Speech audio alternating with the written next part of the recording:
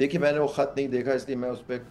वैसे तो कमेंट नहीं कर सकता कि उस ख़त में उन्होंने क्या वजह बयान की है कि सदर मुमलिकत को इस पे मुशावरत करनी चाहिए थी। सुप्रीम कोर्ट का जो अक्सरियती फैसला है उसमें कहीं नहीं लिखा था, उन्होंने वापस सदर मुमलिकत को भेज दिया गया था। और आप जानते हैं इसमें मतलब सदर मुमलिकत का मतलब होता है कि हुकूमत वक्त, क्योंकि अंदर आर्टिकल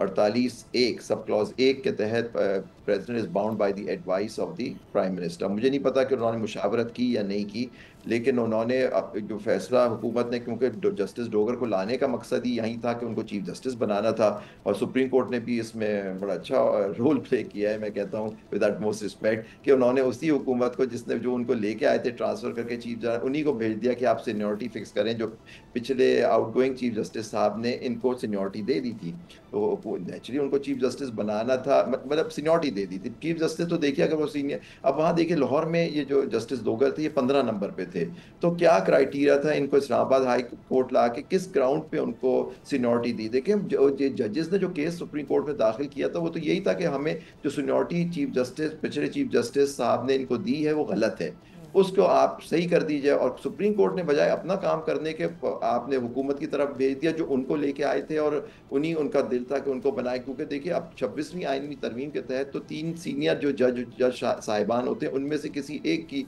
मुंतखब किया जा सकता है। और आप जानते हैं जुडिशल कमीशन में इस वक्त पलड़ा जिस हुकूमत का और उनके साथियों का हावी है, जजेस माइनॉरिटी में चले जाते हैं, और जजेस माइनॉरिटी में चले गए, अब जो हुकूमत वक्त चाहती है वही जज बनते हैं, वही वही काम होता है, वही अपॉइंटमेंट्स होती हैं हाई कोर्ट्स में जो जुडिशल कमीशन चाहता है। तो इसके लिहाज से मैं समझता हूँ कि मुझे वो ख़त नहीं पड़ा है, लेकिन उसमें अगर उन्होंने एतराज़ उठाया होगा तो उसमें ज़रूर उन्होंने कोई वजूहात बयान की होंगी अपने एतराज़ की। लेकिन मैं आपको बताता चलूँ ये ख़त व किताबत से कोई फ़र्क नहीं पड़ता। हो सकता है जैसे आपने कहा कि इससे कोई बहस छिड़ जाए, लेकिन आपको याद होगा कि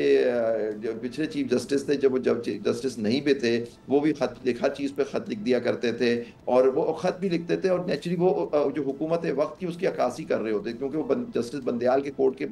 मुखालफत में चल रहे थे। और जब खुद चीफ जस्टिस हो गए तो उनका जो रोल था वो हमारी तारीख में हमेशा याद रखा जाएगा कि जिस तरह से उन्होंने 26वीं तरमीम में सहूलत कारी की और मुख्तलिफ चीज़ें, उनकी जजमेंट्स आई, बदले की जजमेंट, वो ऐसी जजमेंट्स दे गए हैं। और जैसे पिछले दिनों ये जजमेंट आई रिजर्व सीट्स की, जो काले हमारे जो हमारा जो सुप्रीम कोर्ट की, अब तो कॉन्स्टिट्यूशनल बेंच की बात करनी जी। चाहिए, उनकी हमारी तारीख में लिखा जाएगा कि इसने मुल्क की जमहूरियत को बिल्कुल मस्त करके रख दिया, और आइन को। सब्सक्राइब करें और बेल दबाएं ताकि कोई खबर रह न जाए।